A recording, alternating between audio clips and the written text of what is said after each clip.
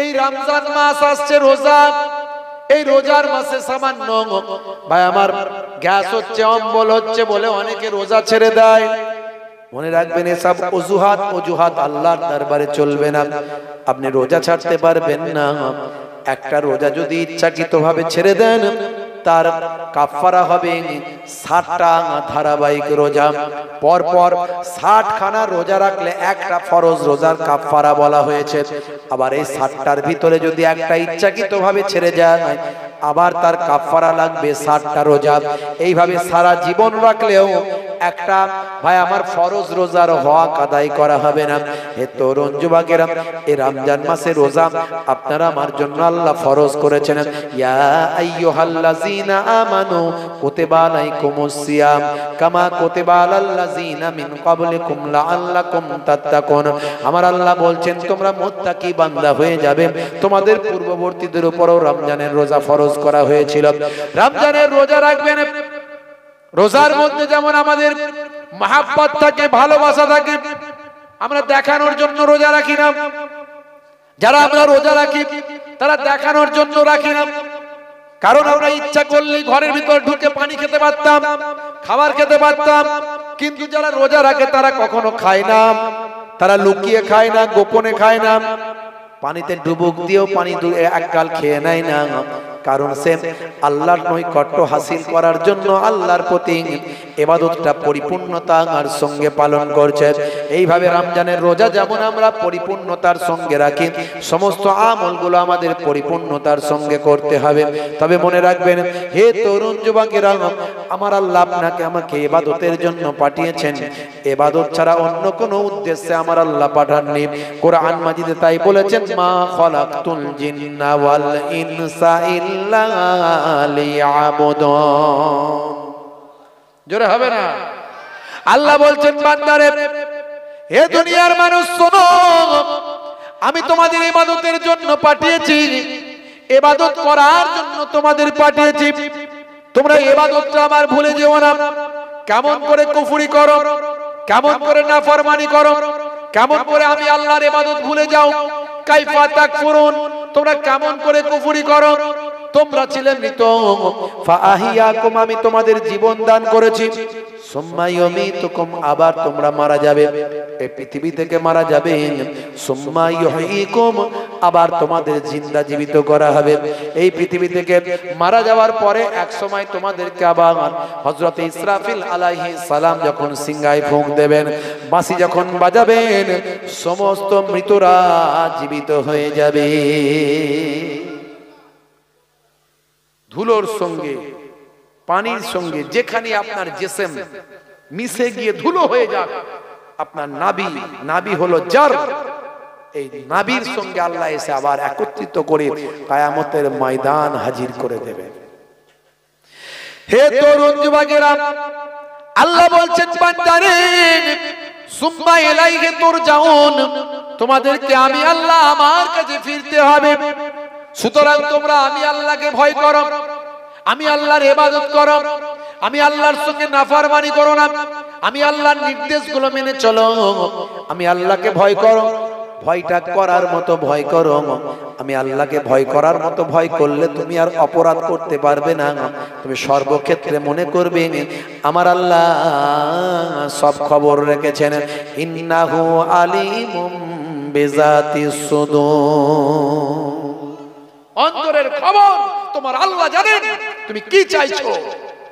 ভাইরা আমার, তরুণ যুবকেরা আমার, হে আমার মুরব্বিয়ানেরা, আল্লাহকে ভয় করতে গেলে আল্লাহর নির্দেশনাকে মেনে চলতে হবে। তোমার বুকে রাখো আল্লাহরই ভয়, আসবে না কোনো দিন কোনো পরাজয়, আসবে না কোনো দিন কোনো পরাজয়। হারাম হালাল জেনে, সরল সত্য মেনে, নিষিদ্ধ সব ছেড়ে উঠুক জীবন বেড়ে। হারাম হালাল জেনে সরল সত্য মেনে নিষিদ্ধ সব ছেড়ে উঠুক জীবন বেড়ে যাবে তুমি জান্নাতে জাগা ছিল স্বপ্ন তোমার তোমার বুকে রাখো আল্লাহরই ভয় আসবে না কোনো দিন কোনো পরাজয় আসবে না কোনো দিন কোনো পরাজয় আল্লাহর নৈকট্য আল্লাহর প্রেম আল্লাহর ভয় আপনার হৃদয়কে পরিপূর্ণতায় নিয়ে আসতে হবে কেমন পরিপূর্ণতা একটা ছোট উদাহরণ দিলে বুঝতে পারবেন হযরতে মুসা কালিমুল্লাহর জামানা হে তরুণ যুবকেরা একজন মহিলা দীর্ঘদিন ধরে তার কোনো সন্তান হচ্ছে না মুসা কালিমুল্লাহর কাছে এসে বললেন ও আল্লাহর পয়গম্বর আল্লাহর নবী আপনি আল্লাহর সঙ্গে কথা বলেন আল্লাহর সঙ্গে কালাম করেন আমার জন্য একটু ব্যবস্থা করেন আল্লাহর সঙ্গে দোয়া চান আল্লাহকে আমার ব্যাপারে একটু জানান আমার সন্তান কি আল্লাহ দেবেন না সন্তান ছাড়া আমি কেমন করে চলতে পারি আমি মা আমি কি হতে পারবো না হে তরুণ যুবকেরা হে আমার বন্ধুরা হে আমার মুরব্বিয়ানেরা শুনে রেখে দিন বাবা মুসা কালিমুল্লাহ বললেন ঠিক আছে মা আমি তুর পাহাড়ে যখন যাব আমি আল্লাহর সঙ্গে যখন কথা বলবো তখন তোমার ব্যাপারে আমি জানবো আল্লাহর কাছে কি ব্যাপার তোমার সন্তান কেন আল্লাহ দেন না আমি সেটা জানবো ভাইরা আমার তরুণ যুবকেরা আমার মুরব্বিয়ানেরা আমার হযরতে মুসা কালিমুল্লাহ যখন তুর পাহাড়ে গেলেন এমন সময় তুর পাহাড়ে উঠেছেন আল্লাহর সঙ্গে কথা বলছেন মুসা কালিমুল্লাহ সেই সময় আল্লাহকে বলেন আল্লাহ অমুক মহিলা অমুক অমুক গ্রামের অমুক মহিলা আল্লাহ আমার কাছে দরখাস্ত করেছে আপনার কাছে জানানোর জন্য আমার আল্লাহ ওই মহিলার কি আপনি সন্তান কেন দিচ্ছেন না একটু জানান আমার আল্লাহ বললেন ও নবী মুসা কালিমুল্লাহ শুনে রেখে দাও ওই মহিলা বাঁচা থাকবে ওই মহিলার সন্তান হবে না আমি আল্লাহ কাউকে সন্তান দিইনি কাউকে আবার সন্তান দিই না আমি আল্লাহ যাকে যেটা ইচ্ছা সেটা করি ইন্নাহু আলিমুম বিজাতি সুদূর অন্তরের খবর আমি আল্লাহ সবাইয়ের জানি হে তরুণ যুবকেরা হে আমার বন্ধুরা ইন্নাল্লাহা আলা কুল্লি শাইইন কাদির সমস্ত ক্ষমতার উপর আমি আল্লাহর ক্ষমতা আমি আল্লাহ কাউকে দিতে পারি কাউকে না দিতে পারি যাও গিয়ে বলে দেবে ওই মহিলাকে আমি সন্তান দেব না বলে ঠিক করেছি ওই মহিলার সন্তান হবে না আমি আল্লাহ তোমাকে জানিয়ে দিলাম হযরতে মুসা কালিমুল্লাহ ভাইরা আমার তরুণ যুবকেরা তুর পাহাড় থেকে নেমে এলেন নেমে আসার পরে ওই মহিলা জিজ্ঞাসা করলেন হুজুর আমার ব্যাপারে কি আল্লাহর দরবারে কোনো খবর আছে আল্লাহ রাব্বুল আলামিনের কাছ থেকে কি কোনো ইনফরমেশন আছে সেই সময় মুসা কালিমুল্লাহ বললেন মা মা দুঃখ করিস না মা তোর সন্তান আল্লাহ দেবেন না তবে তুই দুঃখ করিস না আমার আল্লাহ কাউকে সন্তান দেবেন কাউকে দেবেন না সেটা আমার আল্লাহর একান্ত ব্যাপার সেটা আমার আল্লাহর নিজস্ব ব্যাপার যার সন্তান হয়নি অনেকে তাকে নিন্দা মন্দা করে আছে না নাই আচ্ছা একটা সন্তান দেওয়ার ক্ষমতা কি তার ওই মহিলার না আল্লাহর দেবে কে তাহলে আপনি যে ওই মহিলাকে নিন্দামন্দা করছেন বাজে কথা বলছেন তাহলে আল্লাহর হুকুমের উপরে আল্লাহর নির্দেশের উপরে খবরদারি করছেন কথা ঠিক না বলুন তাহলে আপনি কঠিন গুনাহগার হয়ে যাচ্ছেন আমার আল্লাহ পৃথিবীকে সুন্দর করে সাজিয়েছেন সব যদি গোলাপ ফুল হতো সব যদি গোলাপ ফুল হতো লোকে কি গোলাপ ফুলকে ভালোবাসতো বাসতো না রজনীগন্ধা তারপরে আপনার মালতী ফুল আপনার আরো হাজারো ফুল তার মাঝখানে গোলাপ ফুল তাই তো গোলাপ ফুলকে লোকে ভালো করে ভালোবাসে নাকে শোকে পকেটে রাখে তাহলে আমার আল্লাহ পৃথিবীকে সাজানোর জন্য যেটা দরকার সেটা দিয়েছেন কাউকে অন্ধ করেছেন কাউকে খোড়া করেছেন কাউকে খঞ্জর করেছেন কাউকে সন্তান দেননি কাউকে কালো করেছেন কাউকে সাদা করেছেন আল্লাহ বাগানটাকে সাজিয়েছেন সব আল্লাহর ইচ্ছাকে আমাদের স্বীকৃতি দিলে এই দুনিয়া হলো ক্ষণস্থায়ী পরকাল চিরস্থায়ী যে আল্লাহর নির্দেশকে মান্যতা দেবে সে এই ক্ষণস্থায়ী জীবনে কিছুটা তার মনে দুঃখ কষ্ট হতে পারে, কিন্তু সেটা দুঃখ কষ্ট করবে না, তবেই সে পরকালে চিরস্থায়ী জান্নাতে আল্লাহর সুখ লাভ করবে। বুঝতে পারছেন? এই দুনিয়া তো ক্ষণস্থায়ী। বাল তুসিরুনাল হায়াতাদ দুনিয়া ওয়াল আখিরাতু খায়রুন ওয়া আবকা। আল্লাহ বলছেন দুনিয়া হলো ক্ষণস্থায়ী, পরকাল হলো চিরস্থায়ী। সুম্মা লা ইয়ামুতু ফিহি, সেখানে মানুষ মারাও যাবে না। বুঝতে পারছেন? হে তরুণ যুবকেরা, হে আমার মুরব্বিয়ানেরা, হে আমার বন্ধুরা, শুনে রেখে দিন বাবা, এমন সময় যখন মুসা কালিমুল্লাহ ওই মহিলাকে বলে দিলেন, মহিলার মনটা বড় খারাপ হলো। ওই মহিলা তখন সেখান থেকে চলে গেল। ভাই আমার, বেশ কয়েক বছর কেটে গেল। কয়েক বছর পরে মুসা কালিমুল্লাহ জানতে পারলেন ওই মহিলাকে আমার আল্লাহ একটা সন্তান দিয়েছে। জোরে হবে না? মুসা কালিমুল্লাহ হুজুর চিন্তায় পড়ে গেলেন। আল্লাহ বললেন ওই মহিলাকে বাচ্চা তিনি দেবেন না, বা দিলেন কেমন করে? হে তরুণ যুবকেরা, হে আমার বন্ধুরা, শুনে রেখে দিন বাবা, এমন সময় মুসা কালিমুল্লাহ ওই মহিলার বাড়িতে পরীক্ষা করার জন্য গেলেন। গিয়ে দেখলেন সত্যি তো একটা ফুটফুটে সন্তান তার বাড়িতে তার পিতার সঙ্গে খেলাধুলা করছে। মুসা কালিমুল্লাহ খুশি হলেন, সন্তুষ্ট হলেন, কিন্তু বড় চিন্তিত হয়ে গেলেন। আল্লাহ বলেছিলেন ওই মহিলা সন্তানহীন ভাবে, সন্তান হারা হিসাবে থাকবে, সন্তান আল্লাহ দেবেন না, কিন্তু ওই মহিলাকে আল্লাহ সন্তান দিয়েছেন। মুসা কালিমুল্লাহ অবাক হলেন। আল্লাহর কাছে জানার চেষ্টা করবেন, আমি আল্লাহর পয়গম্বর, আমি তো মিথ্যাবাদী হয়ে গেলাম, আমার কথার তো কোনো মূল্য রইল না। আল্লাহ তুমি আমার কাছে বললেন, অথচ তাকে সন্তান দিলে ব্যাপারটা জানতে পারলাম না। হে তরুণ যুবকেরা, হে আমার বন্ধুরা, হযরতে মুসা কালিমুল্লাহ আবার তুর পাহাড়ে যখন গেলেন, আল্লাহকে বললেন, কথা বলতে বলতে আল্লাহকে বললেন, মাবুদ আল্লাহ তোমার কাছে একটা কথা জানতে চাই। বলে কি কথা?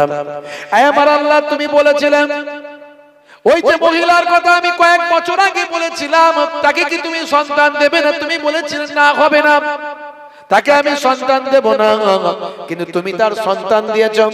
হে তরুণ যুবকেরা, হে আমার মুরব্বিয়ানেরা, এমন সময় হযরতে মুসা কালিমুল্লাহকে আল্লাহ বললেন, হে মুসা কালিমুল্লাহ, আমি তার সন্তান কেন দিয়েছি, তুমি যদি এর খবরটা জানতে চাও, এর ভেদটা যদি বের করতে চাও, তাহলে তোমাকে একটা কাজ করতে হবে। বলে কি কাজ? যাও তোমার বানি ইসরাইলের মানুষদের মাঝখানে বলবে, কে আছো আল্লাহর আসিফ, কে আছো আল্লাহর ভক্ত, কে আছো আল্লাহর মহাব্বতের বান্দা, যার নিজের শরীরের একটু গোশত এই প্লেটে কেটে দাও। একটু যে আমার আশিক হবে তার শরীরের একটু গোশত কেটে আমার কাছে নিয়ে এসো। তাকে বলো যে তার শরীর থেকে একটু গোশত কেটে আমার কাছে দেয়, যেন একটা প্লেটে করে আমার কাছে নিয়ে এসো, আমি আসল ভেদটা বলবো। আচ্ছা বলুন তো, বানি ইসরাইলের মানুষদের কাছে যখন মুসা নবী বললেন, হ্যাঁ গা তোমরা সব আল্লাহকে ভালোবাসো, সবাই বলে হ্যাঁ, কেউ তো বলবে না না তোমরা আল্লাহর সব আশিক, বলে হ্যাঁ, আল্লাহ ছাড়ার কাছে কে? আর তুমি মুসা নবী, তোমাকে আল্লাহ এত বড় শক্তি দিয়েছে, হাতের লাঠি ছাড়লে বিরাট বড় সাপ হয়ে যায়, হাতটা ঘোরালে বিরাট বড় আলো হয়, এ তো আল্লাহ দেওয়া মুজিজা, তা আমরা তো আল্লাহ মানি। তাহলে শোনো, কে আছো, কে আছো তোমাদের মধ্যে থেকে আল্লাহর নেক বান্দা, আল্লাহর আশিক বান্দা? এই যে আমি প্লেট দিলাম আর ছুরি দিলাম, নিজের শরীর থেকে একটু গোশত কেটে এই প্লেটে দাও। মুসা নবীকে দেখছে আর পেছন দিকে তাকিয়ে পালাচ্ছে, সর্বনাশ করেছে, শরীর থেকে গোশত কেটে দিতে বলছে। ভালোবাসা মানে কি গোশত কেটে দিতে হবে? মুসা নবী যা কি বলে সে পেছন দিকে পালায়। বুঝতে পারছি? এখন এরকম যদি বলা হয় আমরা কারা নবীর জন্য জীবন দিতে পারি, হাত তুললে সবাই বলে আমরা আছি, সবাই আছি। আর যদি সেদিন এমন একটা সময় আসে নবীর জন্য জীবন দিতে হবে, তো পেছন দিকে তাকিয়ে দেখবে কেউ নাই, সব ফাঁকা। কথা ঠিক না ভুল? ওপরের লেভেল ভালো, ভিতরের ইঞ্জিন কালো। আমি এই জন্য বলি রোল নাম্বার ফাঁকা, খাতা ভর্তি লেখা, মাস্টার খাতা দেখবে না। হে তরুণ যুবকেরা, হে আমার বন্ধুরা, হে আমার মুরব্বিয়ানেরা, হে মুসলমান, নবীর ইশক, নবীর মহব্বত সব কিছুর থেকে বেশি ভালোবাসতে হবে। আল্লাহর ইশক, আল্লাহর মহব্বত সব কিছুর থেকে বেশি ভালোবাসতে হবে।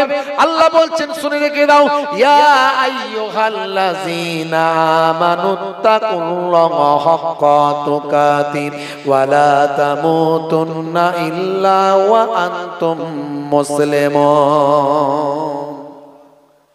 হে ঈমানদারেরা, তোমরা আমি আল্লাহ তাআলাকে ভয় করো, ভয় করার মতো ভয় করো, আর ততক্ষণ পর্যন্ত মরো না যতক্ষণ না সাচ্চা মুসলমান, সাচ্চা ঈমানদার না হয়ে যাও। সাচ্চা ঈমানদার হতে গেলে আপনাকে আমাকে সব কিছুর থেকে বেশি ভয় করতে হবে কাকে? জোরে বলেন কাকে? সব কিছুর থেকে বেশি ভয় করতে হবে আল্লাহ। আল্লাহর নবী আখিরি জামানার পয়গম্বর বলেন, হে দুনিয়ার মানুষ শুনে রেখে দাও, লা ইউমিনু আহাদুকুম হাত্তা আকুনা আহাব্বা ইলাইহি মিন ওয়ালিদিহি ওয়া ওয়ালাদিহি ওয়ান নাসি আজমাইন। ততক্ষণ পর্যন্ত তোমরা মুমিন হতে পারবে না যতক্ষণ না সবচেয়ে বেশি তোমাদের বাপ মা, সন্তান সন্ততি, কাজ কারবার, মাল মাতা সবের থেকে বেশি আমি রাসূলকে বেশি না ভালো না বাসতে পারো। সবচেয়ে বেশি আমি রাসূলকে ভালোবাসতে হবে। সবচেয়ে বেশি ভালো না বাসলে আমরা প্রকৃত, হে দুনিয়ার মানুষ শুনে রেখে দাও, হে আমার উম্মত উম্মতিরা, যতক্ষণ না তোমরা সব কিছুর থেকে আমি রাসূলকে বেশি না ভালোবাসো ততক্ষণ পর্যন্ত তোমরা প্রকৃত মুমিন হতে পারলে না। প্রকৃত মুমিন হতে গেলে সবচেয়ে বেশি রাসূলকে ভালোবাসতে হবে। শুধু মুখে বললে হবে না রাসূলের জন্য সব পারি, রাসূলের জন্য সবকিছু করে দেখাতে হবে। সেই নবী, সেই রাসূল। হে তরুণ যুবকেরা, মুসলমানের ছেলে শাহরুখ খানের ভক্ত, সলমান খানের ভক্ত, মুসলমানের ছেলে নায়ক গায়কের ভক্ত। হে তরুণ যুবকেরা, তাদের মতো চুলের ছাট, তাদের মতো হাঁটা, তাদের মতো পোশাক, নাম রেখেছে ডায়মন্ড, হাতে ধরেছে স্মার্টফোন, কানে লাগিয়েছে হেডফোন, গান শুনছে পাগল মন। ফারিস্তা বলবে শোন, কবরে গেলে বুঝবি তখন। মুসলমানের ছেলে 1 2 3 4 টাকার জন্য হব চোর, 5 6 7 8 টাকা পেলে সবাই সাইড, 9 10 টাকাই প্রেম, মাটি টাকা, টাকা মাটি। বলে হয় টাকা দে নাই মা দেখা দে। হে তরুণ যুবকেরা, হে আমার বন্ধুরা, শুনে রেখে দিন বাবা, জেনে রেখে দিন বাবা। মাঝে মাঝে মানুষকে বোঝানোর জন্য তাই এই বক্তব্যগুলো আমি দিয়ে একটুখানি। ভাইরা আমার, তরুণ যুবকেরা আমার, মুরব্বিয়ানেরা আমার, কষ্ট হচ্ছে আপনাদের? একটু হ্যাঁ হতেন, কষ্ট হচ্ছে? হ্যাঁ ভাইরা আমার, তরুণ যুবকেরা আমার, মুরব্বিয়ানেরা আমার, শুনে রেখে দিন বাবা, জেনে রেখে দেন। হে মুসলমান, আপনাকে আমাকে পরিপূর্ণ ঈমানদার হতে হবে। এই জন্য আমি বলি, পৃথিবীটা ডাকানা সবাই তাতে মজেছে, যে যেভাবে যাকে খুশি মুরগি দেখো করেছে। একে অপরকে বোকা বানানোর জন্য অস্থির। দোকানদার খদ্দেরকে বোকা বানায়, খদ্দেরও মাঝে মাঝে ছেঁড়ার টাকা, জাল টাকা লুকিয়ে ভাঁজ করে মুড়ে দিয়ে বোকা বানিয়ে দেয়। আচ্ছা না, নাই? যে যাকে পারে মোটামুটি। আমাদেরকেও মাঝে মাঝে হুজুরদেরকে দেখবেন, জলসা থেকে যখন যাব, 10 টাকা 20 টাকার এত বড় মোটা নোট, বাবা ঠিকঠাক দিয়েছে তো? হ্যাঁ, বলে হুজুর চিন্তা করবেন না, যা কথা ছিল তাই। গিয়ে দেখা গেল মাল হাফ করে দিয়েছে। তাহলে বোকা বানায় কি বানায় না? পৃথিবীটা ডাকানা সবাই তাতে মজেছে, যে যেভাবে যাকে খুশি মুরগি দেখো করেছে, উপর থেকে নিচে অবধি, উপর থেকে নিচে অবধি চোরে সবই ভরেছে। ওরা গাছের খেয়েছে, ওরা নিচের খেয়েছে, ওরা গাছের খেয়েছে, ওরা নিচের খেয়েছে। একটু কবি ভাঙাচোরা কবি আর কি, মাঝে মাঝে একটু দু চার লাইন লিখি। কতক নেতা দেখবে আবার বক্তৃতা দেয় মাইকে, মিষ্টি মিষ্টি কথাতে তার প্রাণটা তোমার জুড়াবে। কাটমানি আর তোলাবাজি, কাটমানি আর তোলাবাজি সবই তারা তুলেছে।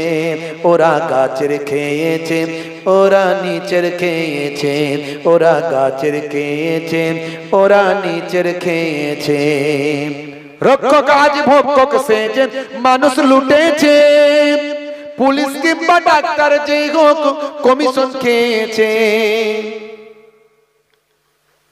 আমাকে একজন অ্যাড্রেস দিল কলকাতায় 4 নম্বর ব্রিজের কাছে, পাক সার্কাস 4 নম্বর ব্রিজের কাছে বাচ্চাদের হসপিটাল আছে, তার পাশেই আপনি খোঁজ খবর নিয়ে যাবেন। ওখানে দেখবেন যে প্যাথোলজির যে ট্রিটমেন্ট গুলো হয়, বলে হুজুর ওখানে এমআরআই করবেন আপনি 2.5 থেকে 3,000 টাকায়। একই এমআরআই, একই মেশিন, খুব হাই লেভেলের মেশিন, খুব বিরাট বড় প্যাথোলজি, যেটা অন্য জায়গায় করতে গেলে আপনার 12, 14, 15,000 খরচা, সেটা এখানে 2.5 থেকে 3,000। কি করে সম্ভব? বলে হুজুর এখানে কমিশন লাগে না, আর এরা একটা নিজস্ব চ্যারিটেবল ট্রাস্টের মধ্যে দিয়ে করে, এরা শুধু যেটুকু খরচা না নিলে নয় সেটা দেয়। বাহ, বলতে এটাই অরিজিনাল রেট, কিন্তু আপনি রেট পাচ্ছেন কতই? এমআরআই করতে গেলে 15,000। রক্ষক আজ ভক্ষক সেজে মানুষ লুটেছে, পুলিশ কিংবা ডাক্তার যে হোক কমিশন খেয়েছে। ব্যতিক্রমী কিছুর জন্য, ব্যতিক্রমী সবের আছে, ডাক্তারেরও আছে, পুলিশেরও আছে, আইন আছে, আইনের ফাঁকও আছে। কথা ঠিক না বল? তাহলে আমাকেও তো আমার ফাঁক রেখে কথা বলতে হবে, নাহলে পরের দিন আমাকে ধরবে, হুজুর আপনি আমাদের বদনাম করছেন। ব্যতিক্রমী কিছুর জন্য সমাজ চলছে, ওরা গাছের খেয়েছে, ওরা নিচের খেয়েছে, ওরা গাছের খেয়েছে, ওরা নিচের খেয়েছে। অফিসারের অফিসেতে কোনো কাজে গেলে, সেখানেতেও কতক কাজে ঘুষটা চেয়ে নেবে। টেবিলের তলা থেকে হাত বাড়িয়ে দেবে, দিয়ে দাও, মাল করে দাও, তবে সই হবে। কথা ঠিক না ভুল? হ্যাঁ, তবে কিছু লোক ভালো আছে। অফিসারের অফিসেতে কোনো কাজে গেলে, সেখানেতেও কতক কাজে ঘুষটা চেয়ে নেবে। উপরেতে পাঠাতে হয়, উপরেতে পাঠাতে হয়, তাই তো চেয়েছে। ওরা গাছের খেয়েছে, ওরা নিচের খেয়েছে, ওরা গাছের খেয়েছে, ওরা নিচের খেয়েছে। ধর্ম ধর্ম করে আজ নেশায় রেখেছে, তারার আলে দ্রব্য মূল্য বৃদ্ধি করেছে। ধর্ম ধর্ম করে আজ নেশায় রেখেছে, তারার আলে দ্রব্য মূল্য বৃদ্ধি করেছে। তেলা মাথায় তেল দিয়েছে, তেলা মাথায় তেল দিয়েছে, গরিব মরেছে। ওরা গাছের খেয়েছে, ওরা নিচের খেয়েছে, ওরা গাছের খেয়েছে, ওরা নিচের খেয়েছে। শেষে উপসংহারে আমি যেটা বলেছি, সব সমস্যার সমাধান হবে কি করে? সব সমস্যা খুঁজবে রে ভাই শিক্ষা যদি থাকে। কোরআনের ওই প্রথম শব্দ ইকরা খোদা বলে। জোরে হবে না? ইকরা মানে কি? পড়ো, পড়তে থাকো, শিখতে থাকো, জানতে থাকো, বুঝতে থাকো। আমরা বুঝি না, জানি না, এই জন্য সব জায়গায় ঠকি। দেখবেন, এই জন্য ছেলেদেরকে শিক্ষিত করুন। আপনার ইনকামের 70% সন্তানের জন্য ব্যয় করুন, 30% দিয়ে সংসার চালান। এক চাঁদে পৃথিবী আলো হতে পারে। এপিজে আব্দুল কালামের বাপ ছিল একজন ইমাম সাহেব। ইমাম সাহেবের সন্তান ভারতের গর্ব, মিসাইল ম্যান, পরমাণু বিজ্ঞানী। পৃথিবীর মানচিত্রে ভারতের নাম যতদিন থাকবে পৃথিবীর মানচিত্রে ইতিহাসের পৃষ্ঠায়, ততদিন পর্যন্ত মুসলমান ঘরের সন্তান এপিজে আব্দুল কালামের নামটাও থাকবে। ভাইরা আমার, অনেকে তার বিরুদ্ধে গুজব ছড়ান, তিনি নাকি নামাজ পড়তেন না, তিনি নাকি মুসলমান ছিলেন না, ওসব বাজে কথা। তিনি নামাজ পড়তেন, ঈদের নামাজ পড়েছেন, তার ছবি আছে। তিনি সমস্ত ধর্মকে সম্মান করতেন, এটা তো আমার নবীর আদর্শ। তিনি পৃথিবী বিখ্যাত একজন বিজ্ঞানী, এটা আমাদের গর্ব। বুঝতে পারছেন? সব সমস্যা খুঁজবে রে ভাই শিক্ষা যদি থাকে, কোরআনের ওই প্রথম শব্দ ইকরা খোদা বলে। ভাইরা সব শিক্ষিত হও, ভাইরা সব শিক্ষিত হও, হুসাইনি বলেছে ওরা গাছের খেয়েছে, ওরা নিচের খেয়েছে, ওরা গাছের খেয়েছে, ওরা নিচের খেয়েছে। ভাইরা আমার, তরুণ যুবকেরা আমার, তাহলে আপনাকে আমাকে যা করব কাজগুলো সব আন্তরিকতার সঙ্গে। আপনার আমার নবীকে অন্তর থেকে ভালোবাসতে হবে, আল্লাহর নির্দেশ অন্তর থেকে মানতে হবে। উপরে লোক দেখিয়ে লাভ নাই, লোক দেখানো কোনো দরকার নাই, আল্লাহ পছন্দ করেন না। হাইব্রিড তসবিহ নিয়ে ঘুরে বেড়াচ্ছেন, লোকে বলবে বড় তসবিহওয়ালা। না না, আপনি যতটুকু ইবাদত করেন আল্লাহর নৈকট্য হাসিলের জন্য করেন, ওটা কাল কিয়ামতের দিনে আপনারা নাজাতের জারিয়া হবে। হে তরুণ যুবকেরা, হে আমার বন্ধুরা, হে আমার মুরব্বিয়ানিরা, শুনে রেখেন দিন বাবা। এমন সময় দেখতে পাওয়া যায় হযরতে মূসা কালিমুল্লাহ যখন বনি ইসরাইলের মানুষদেরকে বললেন তোমরা তো আল্লাহকে ভালোবাসো, বলে হ্যাঁ। তাহলে শোনো, কেমন আছো আল্লাহর আশিক? আমার আল্লাহ বলেছেন কেউ যদি এমন আল্লাহর, আমি আল্লাহর আশিক থাকে, সে যেন তার শরীরের একটু গোশত কেটে নিয়ে আমার এই ট্রেতে দিয়ে দেয়। এই নাও ছুরি আর এই নাও প্লেট। এ কথা শোনার সঙ্গে সঙ্গে বনি ইসরাইলের মানুষগুলো মূসা নবীকে যখনই দেখে তখনই লুকিয়ে পড়ে। কেউ আর মহব্বত দেখাচ্ছে না, সব মহব্বত শেষ। আল্লাহ পরীক্ষা করছেন কেমন মহব্বত করছে। আমার আল্লাহ কোরআন মাজিদের ভিতরে বলেছেন, হে দুনিয়ার মানুষ শোনো, ইয়া আইয়ুহাল্লাযীনা আমানু লা তুলহিকুম আমওয়ালুকুম ওয়ালা আওলাদুকুম আন যিকরিল্লাহ ওয়া মান ইয়াফআল যালিকা ফাউলাইকা হুমুল খাসিরুন। हे दुनियार মানুষ सुन के दाओ, ना भुला दे माल तुम्हारा और औलाद तुम्हारे अल्लाह की इबादत से। তোমরা যদি তোমাদের মাল সম্পদ, তোমাদের সন্তান সন্ততি পেয়ে যদি তোমরা আল্লাহর ইবাদতটা ভুলে যাও, আল্লাহর নির্দেশনা যদি ভুলে যাও, আমি আল্লাহ বলি তোমরা ক্ষতিগ্রস্ত হবে। দেখুন চারিদিকে তাকিয়ে, সারা পৃথিবীতে তাকিয়ে দেখুন, সৌদি আরবের মতো জায়গা, ভাই আমার, আরবের মতো দেশ, যেখানে নবীর দেশ, কাবা ঘর যেখানে, নবীর রাউজা যেখানে, সেই জায়গায় আজ 2 সপ্তাহ আগে মারাত্মক বন্যা আল্লাহ দিয়েছেন। এত বন্যা দিয়েছেন, মদিনা শরীফ, মক্কা শরীফ ডুবে গিয়েছে। ভাই আমার, গাড়িগুলো, বাসগুলো পানিতে ভেসে ভেসে পাতার মতো গিয়ে এক কাছে জড়ো হয়ে গিয়েছে। এ তরুণ যুবকেরা অনেকে ট্রোল করার জন্য, ইসলামের বিরুদ্ধে কটূক্তি করার জন্য, অ্যান্টি ইসলামের কিছু মানুষ আছে, তারা বলছেন পবিত্র নগরীর কি অবস্থা। আমি বলি ওসব বাজে কথা বলবেন না। আপনি জানেন না এসব কেন হচ্ছে, আপনার এই ব্যাপারে জ্ঞান নাই। আপনি দেখুন তো আমেরিকার জমিনে কি হচ্ছে। ক্যালিফোর্নিয়া, আমেরিকার ক্যালিফোর্নিয়া, সেখানে লস অ্যাঞ্জেলেস, সেই এলাকাকে আমার আল্লাহ একেবারে গাজার মতো করেছেন, একেবারে ধ্বংসস্তূপে পরিণত করে দিয়েছেন।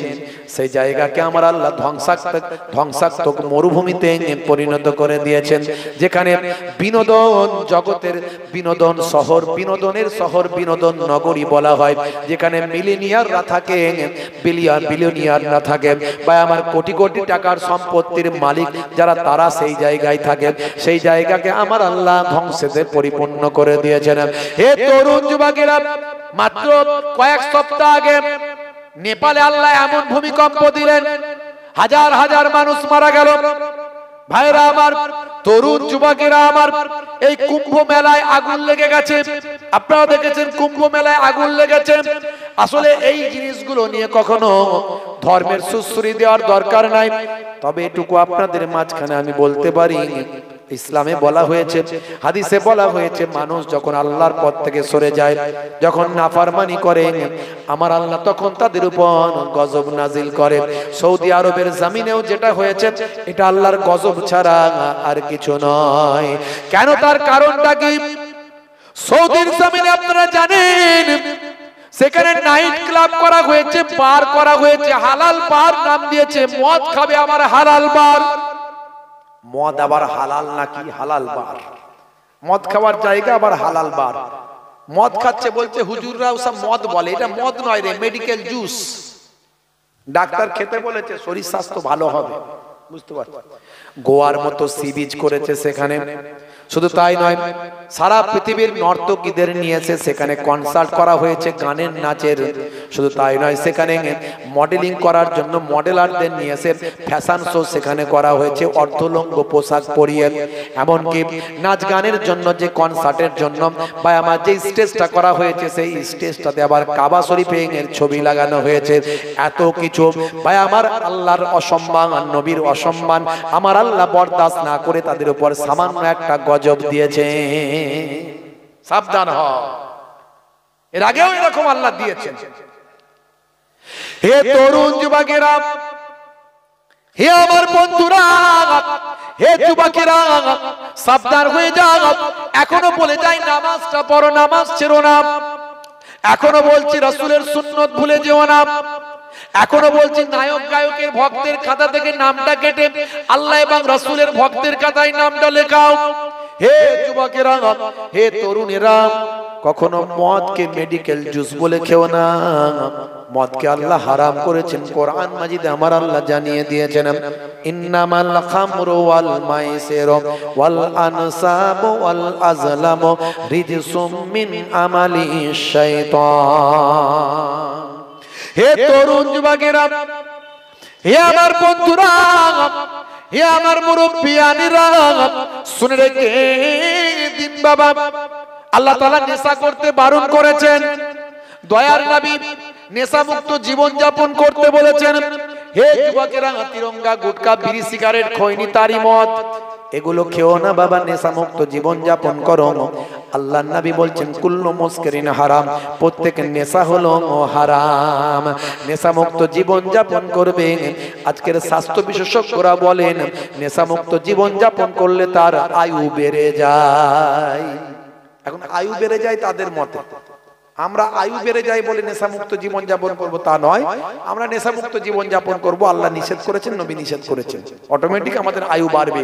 কারণ ইসলামে যা কিছু বলা হয়েছে সবই বিজ্ঞান সম্মত, বাস্তব সম্মত। জোরে বলুন সুবহানাল্লাহ। ইসলামে যা কিছু বলা হয়েছে সবের মধ্যে বিজ্ঞান আছে, সায়েন্স আছে। ভাইরা আমার, তরুণ যুবকেরা আমার, হে আমার মুরব্বিয়ানিরা, হে যুবকেরা, শুনে রেখে দিন বাবা। আর একটা উদাহরণ আপনাদের মাঝখানে দিন। জম্মু কাশ্মীর হাইকোর্ট কয়েকদিন আগে এই বক্তব্যটা আমি দিয়েছি অনেকের কাছে, ইন্টারনেটেও হয়তো পেতে পারেন। হে তরুণ যুবকেরা, হে আমার মুরব্বিয়ানেরা, জম্মু কাশ্মীর হাইকোর্টে মাত্র কয়েক সপ্তাহ আগে একটা বিচার হয়েছে। এই বিচারে কি বলা হয়েছে শুনুন। এই বিচারে বলা হয়েছে বাবা, হে তরুণ যুবকেরা, হে আমার মুরব্বিয়ানেরা, শুনে রেখে দিন বাবা, জেনে রেখে দিন। জম্মু কাশ্মীর হাইকোর্টের বিচারপতির নাম হলো বিনোদ চ্যাটার্জি কৌর। তিনি একটা বিচার রায় দিয়েছেন। রায়টা কোরআন থেকে দিয়েছেন, কোরআন মাজিদ থেকে রায়টা দিয়েছেন। আপনি অবাক হয়ে যাবেন, এটা কি করে সম্ভব? একজন অমুসলিম হিন্দু বিচারপতি কোরআন মাজিদ থেকে রায় দিলেন বলে? হ্যাঁ, নাম হলো বিনোদ চ্যাটার্জি কৌর। রায়টা কি ছিল? রায়টা ছিল একজন ব্যক্তির এগেনস্টে। সেই ব্যক্তিটার নাম হলো আব্দুল গফফার। ভাইরা আমার, 43 বছর আগের একটা পুরানো রায়, 43 বছর আগে ওই আব্দুল গাফফার তিনি তার বোনের অধিকার সম্পত্তি থেকে বঞ্চিত করেছেন। বর্তমানে ওই আব্দুল গাফফার একজন হাজী সাহেব, একজন নামাজি, একজন দাড়িওয়ালা। বিচারপতি কৌর বলছেন, হে আব্দুল গাফফার, আপনাকে দেখে তো বুঝতে পারছি একজন ধার্মিক ব্যক্তি, আপনি একজন নামাজি নিশ্চয়, আবার হাজী সাহেব শুনছি। সব ব্যাপারে ধর্ম মানলেন, আর বোনের অধিকার সম্পত্তিটা দেওয়ার ব্যাপারে ধর্ম কোথায় গেল? কে বলছে? একজন অমুসলিম হিন্দু বিচারপতি। চিন্তা করুন, ভাবুন একবার। আমরা এখানে যারা আছি, আমরা আমাদের বোনের মেয়ের হক ঠিকঠাক ভাবে সব বুঝিয়ে দিই, কথা ঠিক না ভুল বলি তো নাকি? এখানে এরকম বোনের হক ফাঁকি দেওয়ার লোক কেউ নাই। এখানে বোনকে বলে, বুঝতে পারছেন, 80 লাখ টাকা, 50 লাখ টাকা, 1 কোটি টাকার সম্পদ বোনকে 1 লাখ টাকা দিয়ে বলে, এটা তোর ছেলে মেয়েদের জন্য কিছু করবি, আর তোর সম্পদ মানেই তো আমার সম্পদ, আর আমার মানেই তো তোর। তুই তো এলে আমার ঘরেতেই থাকবি, এখানেই খাবি, যে কদিন ইচ্ছা থাকবি। এইভাবে বোনকে বোকা বানিয়ে সম্পত্তি সই করার লোক আমাদের এখানে নাই। আপনাদের এখানে কেউ নাই, আমাদের ওখানে কেউ নাই, সব ভালো মানুষ, বুঝতে পারছেন? সব ব্যাপারে ধর্ম, আর এখানে কোথায় গেল? বোনের সম্পত্তি ফাঁকি মেরেছো, আল্লাহর কাছে জবাব আছে না নাই? বিচারটা করছে একজন অমুসলিম হিন্দু বিচারপতি, নাম হলো বিনোদ চ্যাটার্জি কৌর। তিনি বলছেন, হে আব্দুর রহমান, হে আব্দুল গাফফার, আপনি একজন হাজী সাহেব, আপনি একজন নামাজি দাড়িওয়ালা জুব্বাওয়ালা মানুষ। 43 বছর আগে আপনার বোনের অধিকার আপনি ফাঁকি দিয়েছেন। আপনি কি জানেন, আপনার এই বিচারটা করার জন্য আমি কোরআন মাজিদ পড়েছি। জোরে হবে না? জোরে হবে না? আপনার এই বিচারটা করার জন্য আমি কোরআন মাজিদ স্টাডি করেছি। আপনি একজন ধার্মিক মানুষ হলেন, কিন্তু কোরআন আপনি কি পড়লেন না, জানলেন না। কোরআনের সূরা নিসা কি আপনি পড়েছেন?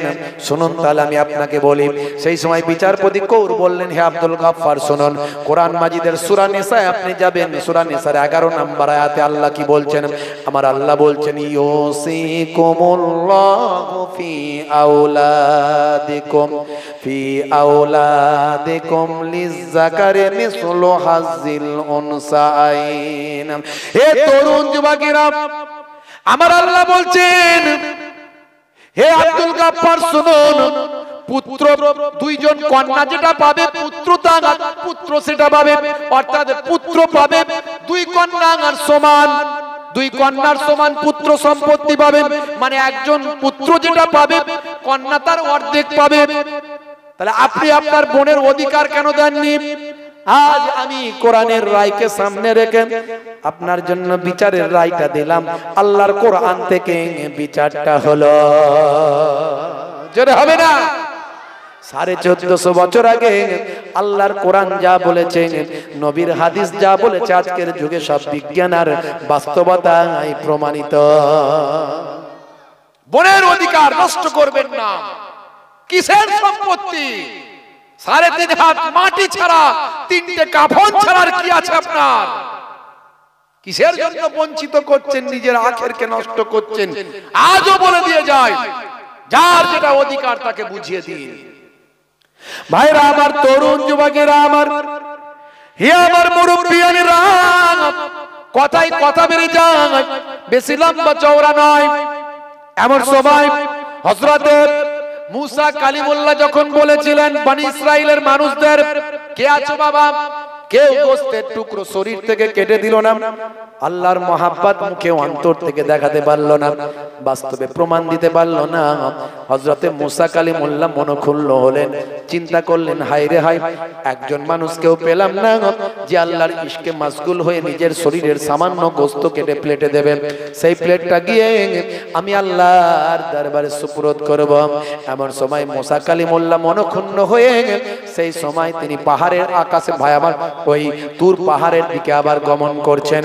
সেই সময় যেতে যেতে, হে তরুণ যুবকেরা, যাওয়ার পথে একজন রাস্তার ধারে ধুলোবালির সঙ্গে মিশে একজন দরবেশ মানুষের দেখা।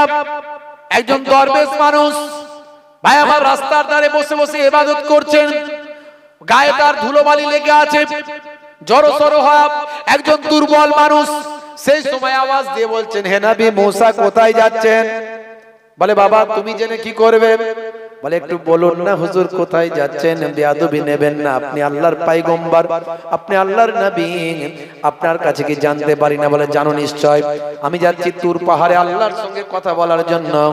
বলে হুজুর কেন যাচ্ছেন একটু বলতে পারবেন, কেন যাচ্ছেন? আপনার হাতে কি?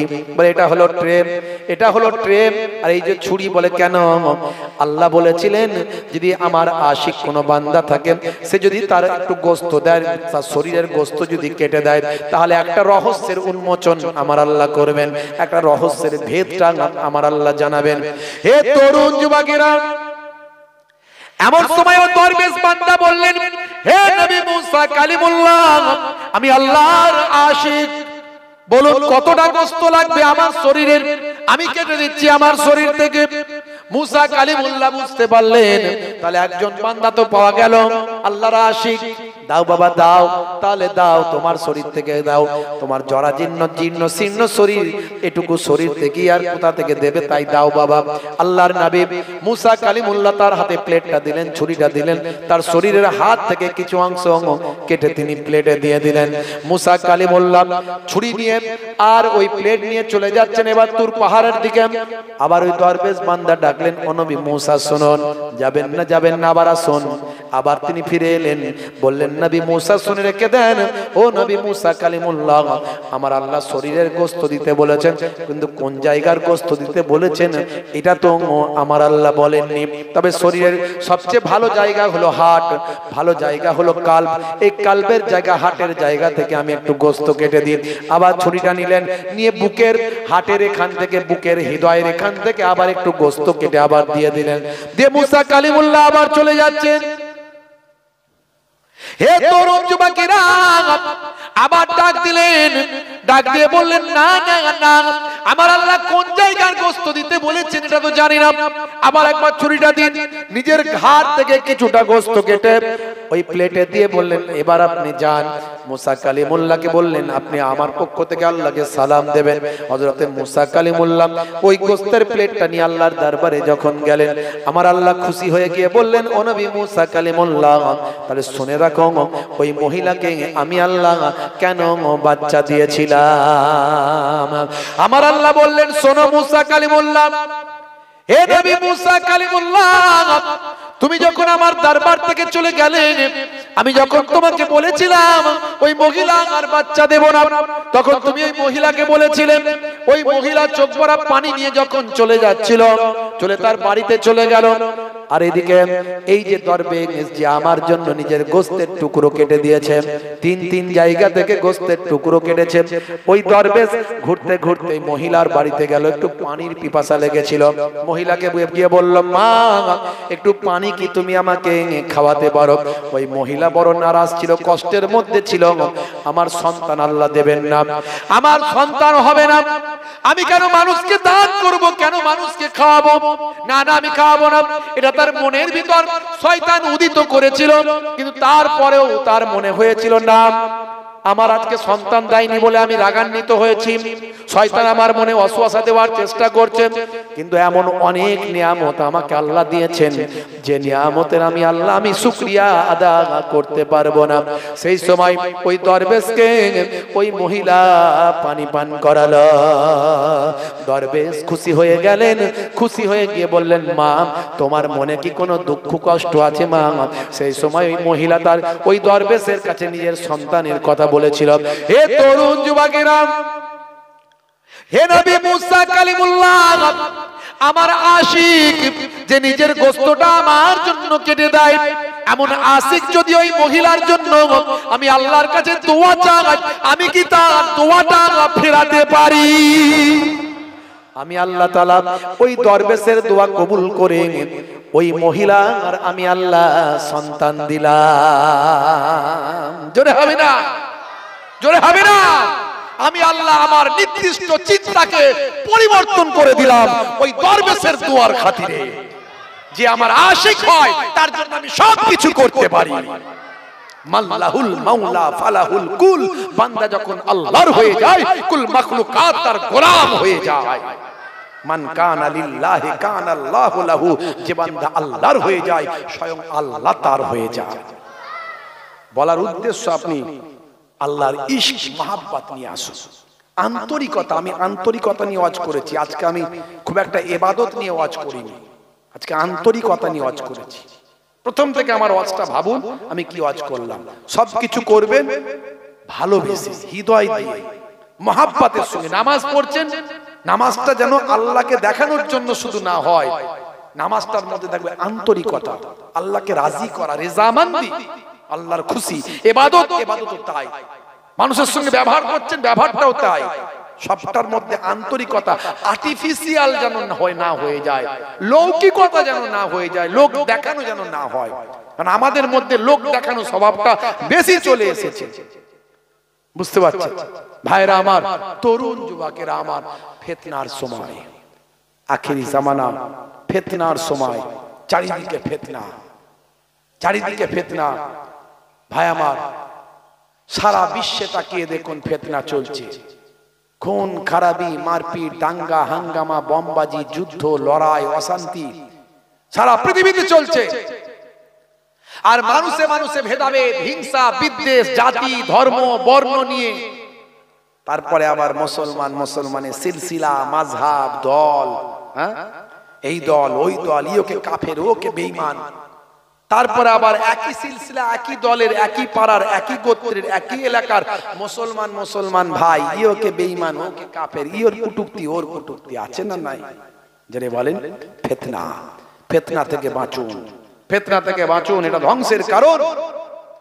যে যত বড়ই আলেম, মাওলানা, হুজুর, পীর সাহেব হোক না কেন, ফিতনার মধ্যে যদি ঢুকে যায় বড় বিপদ আছে, বড় বিপদ আছে। নিজেকে বাঁচান ফিতনা থেকে বেঁচে।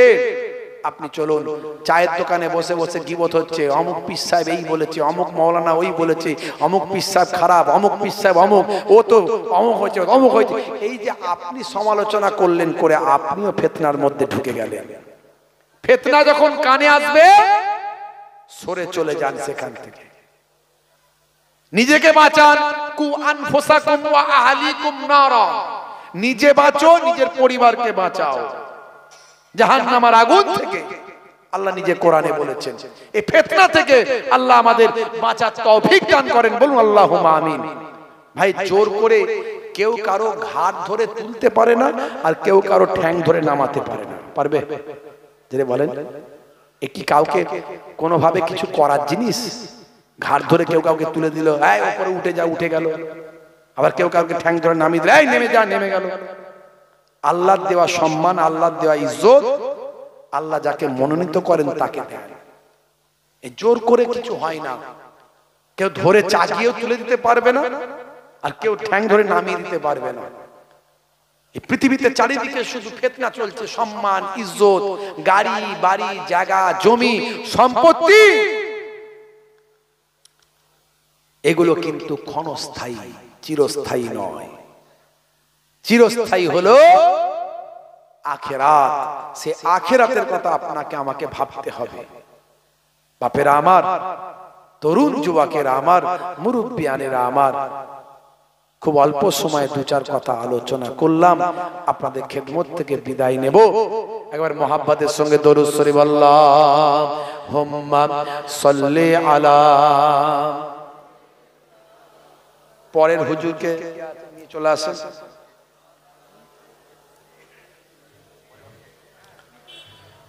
মানুষ বানালে প্রভু, দিলে মান সম্মান, হাসরের ময়দানে করোনা গো অপমান। প্রভু হাসরের ময়দানে করোনা গো অপমান। বসেন, উঠছেন কেন? বসেন বসেন বসেন, উঠে পড়ছেন কেন? জলসা শেষ হয়ে গেল নাকি? কি বিপদ বলেন। মানুষ বানালে প্রভু দিলে মান সম্মান, হাসরের ময়দানে করোনা গো অপমান, প্রভু হাসরের ময়দানে করোনা গো অপমান। পাপগুলো ঢেকে রেখো ভালোবেসে কাছে ডেকো, পাপগুলো ঢেকে রেখো ভালোবেসে কাছে রেখো, কণ্ঠে জাগিয়ে দিও রাসূলের গান, হাসরের ময়দানে করোনা গো অপমান, প্রভু হাসরের ময়দানে করোনা গো অপমান। জোরে হবে না? জোরে হবে না? পৃথিবীর ছোট খাটো পরীক্ষাতে হৃদয়টা ভয় হয় জড়সড়, পৃথিবীর ছোট খাটো পরীক্ষাতে হৃদয়টা ভয় হয় জড়সড়, সফলতা পেতে তবু খাটি দিন রাত, সফলতা পেতে তবু খাটি দিন রাত, ইমানের ঘর বাড়ি নরবর, ভয়াবহ কিয়ামতের পরীক্ষা নিও না তুমি, ভয়াবহ কিয়ামতের পরীক্ষা নিও না তুমি, ইহসান করো গো মালিক জাহান, হাসরের ময়দানে করোনা গো অপমান, প্রভু হাসরের ময়দানে করোনা গো অপমান। উঠাউঠি করবেন না বাপ, পরবর্তী হুজুর চলে এসেছেন আমার ভাই মাশাআল্লাহ, জনাব হযরত মোহতারাম মাওলানা রুহুল কুদ্দুস সাহেব, খুব যোগ্য আলেম, যোগ্য বক্তা, সুমধুর কণ্ঠে সুন্দর আলোচনা করবেন।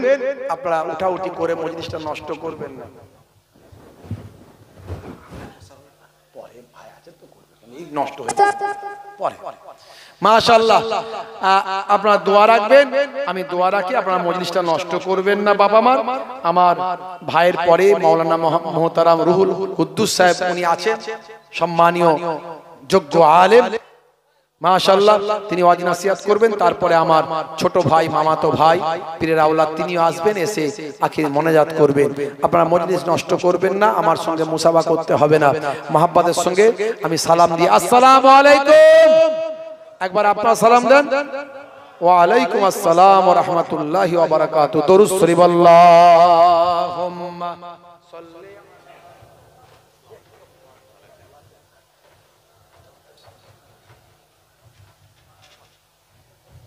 Hello check, hello, hello check, hello check, hello.